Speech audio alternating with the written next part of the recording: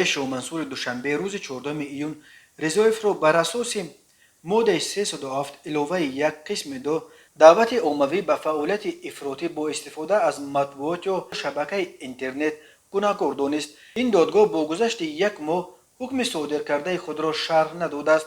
دلفروز صمد و گفت تشخیصگران نوشته های رضایف را در فیسبوک نادرست شرح دادند و از نام خود در آن علاوه کردند که خلاف قانون است. او افزود تفتیشات نوشته های زیرحمایش را افراطگرایی و نااستوار ساختن امنیت ملی نامیده است که خطاست.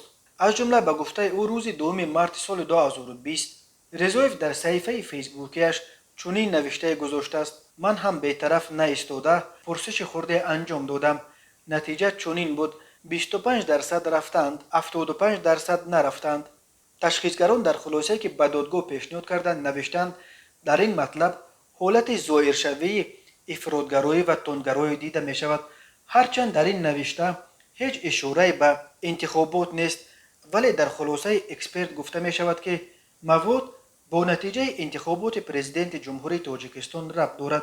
این در حالی است که انتخابات پرزیدنتی در تاجیکستان تقریباً 8 ماه بعد این نوشته انجام یافت.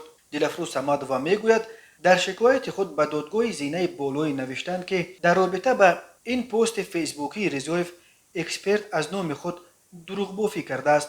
چنین به نظر می رسد که این مطلب می تواند به انتخابات پارلمان تاجیکستان ربط داشته باشد که 1 مارس سال 2020 دایر شد. عبدالمجید رضایف که در گذشته کارمند سازمان دفاع از حقوق انسان بود، سالهای آخر در سازمانهای جمعیتی درخشان گروه کار میکرد. دلفروز صمدووا گفت دادستانی اینچنین چند نوشته صفحه فیسبوکی او را تحلیل کرده رضایف را در دعوت‌های پرده‌پوشانه عمومی جهت به عمل برآوردن فعالیت افراطگرایی که به نااستوار ساختن امنیت ملی میرساند عیبدار کرده است. بازنشر اندیشه حکومت عاقل با ریشه‌های اعتراض مبارزه میکند. حکومت نادان با اعتراضگران را نیز دادستان اندیشه افراطگرایانه خوانده است.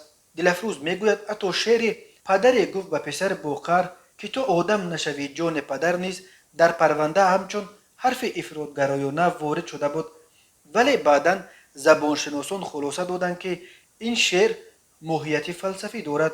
او گفت این شعر پاک کرده شد، ولی دیگر نوشته های او را که بیشتر فلسفی بودند همچون عیبنامه به پرونده وارد کردند. خود رضایف در دادگاه گفته است که این حکم به فعالیت کاریش ربط دارد، چون که پیش از بازداشت او به حمایه حقوق ساکنان بنای رقم 49 در کوچه بخارای دوشنبه مشغول بود و مسئولان شرکت پولاد پلازا که باید در اینجا بنای نو سازد به او تهدید کردند که از دادن مشورت‌های حقوقی به ساکنان این بنا دست بردارد. نمایندگان پولاد پلازا این ادعا را تا حال شرح ندادند.